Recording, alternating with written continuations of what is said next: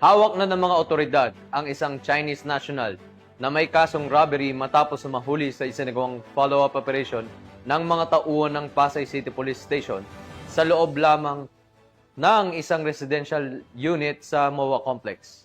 Nakibalita dyan si Patrolwoman Maika May Bahiwag. Arestado ang isang Chinese national na sangkot sa kaso ng panloloob at panlilinlang sa loob ng isang residential unit sa MOA Complex, Barangay 76 sa Pasay City na kinilalang si Alias Singh, 37 taong gulang. Ayon sa ulat ng Pasay City Police Station, nakatanggap dakong 4:24 ng hapon ng tawag sa 911 ang Substation 10 hinggil sa umano'y insidente ng kidnapping. Batay sa salaysay ng biktima na isang 33 taong gulang na Chinese national, pinasok siya ng dalawang kababayan gamit ang taser at kutsilyo at kinuha ang 15,000 habang ikinulong sa loob ng silid. Nabawi ang taser at kutsilyo ngunit hindi na-recover ang pera.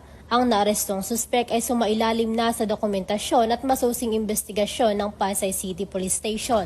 Patuloy ang paghahabol ng otoridad sa isa pang suspek at nananawagan ang pulisya sa publiko na makipagtulungan para sa agarang ikalulutas ng kaso. Mula dito sa Camp Bagong Diwa, Bikutan, Taguig City, ako ang inyong PNN correspondent, Patrolwoman Maika May Bahiwag, alagad ng batas, tagataguyod ng Balitang Pulis.